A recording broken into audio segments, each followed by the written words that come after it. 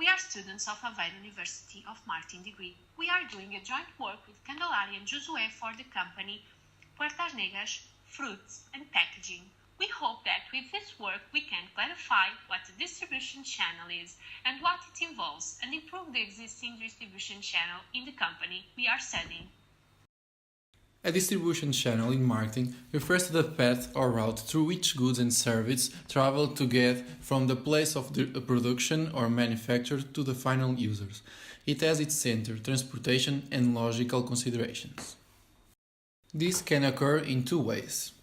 Business to business, the distribution, that occurs between a producer and industrial users of raw materials needed for the manufacture of the finished products. And it can occur in business-to-consumer distributions, that is, between the producer and the final user.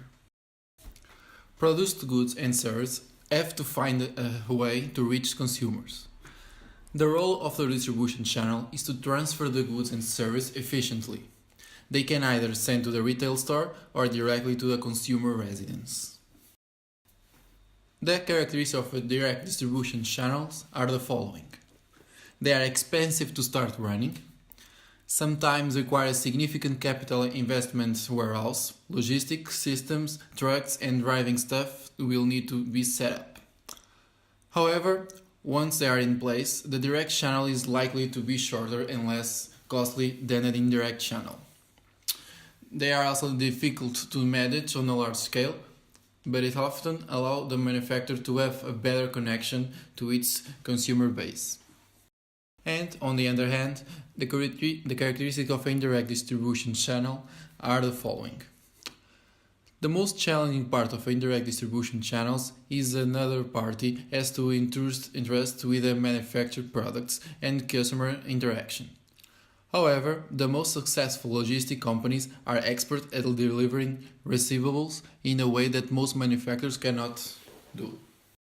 A distribution channel can have several stages depending on how many organizations are involved in it. It can be selling directly to customers, producer to customer. It can be selling through retailers, producer to retailer and then to consumer. And it can be sold through wholesalers. Okay, that is, for producers to wholesalers, then to retailers and finally to consumers. In Japan, fruit isn't seen as a source of nutrients, but as a luxury object, where some fruits can reach huge prices and there are still people who are willing to buy them. One of these fruits is the melon. The production of fruits in Japan is very selective because of their localization, where only 15% of their land is used to grow. For example, once a Japanese bought 2 melons for 25,000 euros. The average American consumes about 27 pounds of melons each year. The United States is one of the world's leading consumers of melons. Melons are often consumed as desserts, snacks, breakfast foods and picnic foods. The prices for all melons have shown some variability over the years. However, in the last few years the prices have fallen.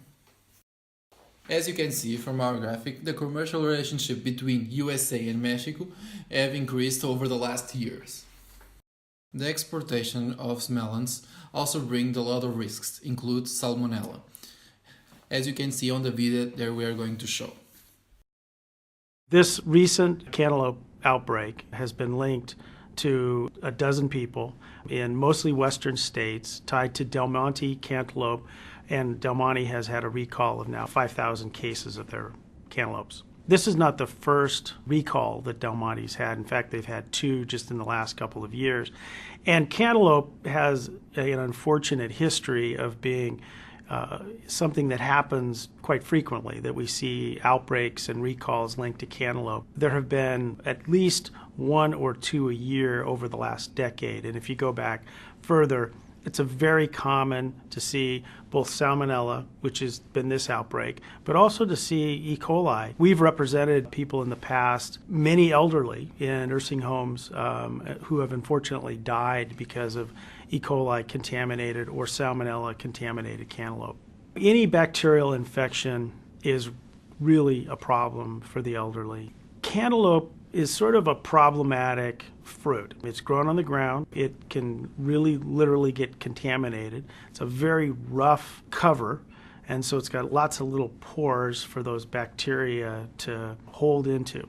And so the best thing that a consumer can do is to look at that product when they're buying it and make sure that it's not scarred or bruised, that it's a real solid, uncut product. You wash it thoroughly, and when they're cutting into the fruit, cut the cover off first and then slice into it. Always keep that product as cold as possible. Cantaloupe refrigerated, after you cut it, it'll keep that bacterial growth down, and that's what's really important for a consumer to do.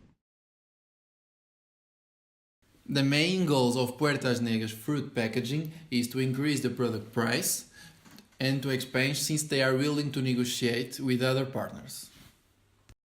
The distribution of Puertas Negras is B2B and indirect, since they export to United States and Japan via an intermediary called Rio, Rico, and Arizona. And inside Mexico, they sell from the producer to the retailers and then to the consumer. There are 7 keys to improve distribution productivity.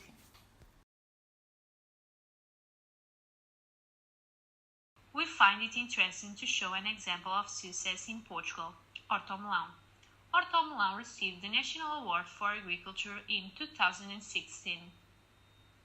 In 1989, Carlos Ferreira was a small farmer who cultivated 6 to 7 hectares of melon and watermelon. This year, it has planted 220 hectares of melon and 120 of watermelon, which makes it the largest individual producer in the Iberian Peninsula in terms of area of cultivation.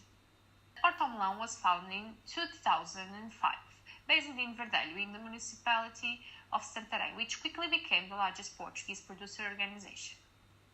This association started with 11 producers from the area of the Ribatejo wetland and closed 2010 with 21 farmers with solid growth prospects. The organization also sells other fruits and vegetables and wants to start the next campaign with 30 producers.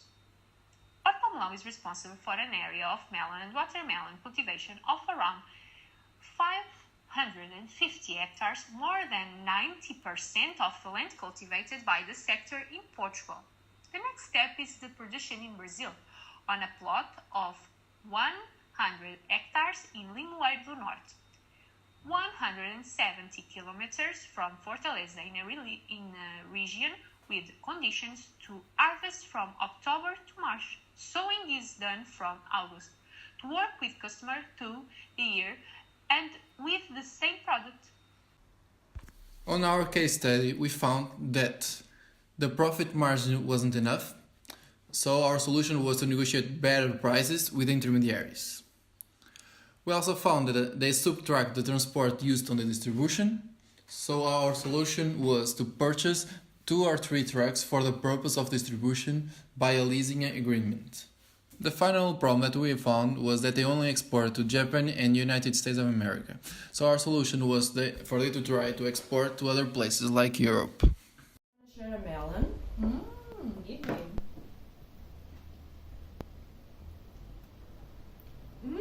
So delicious.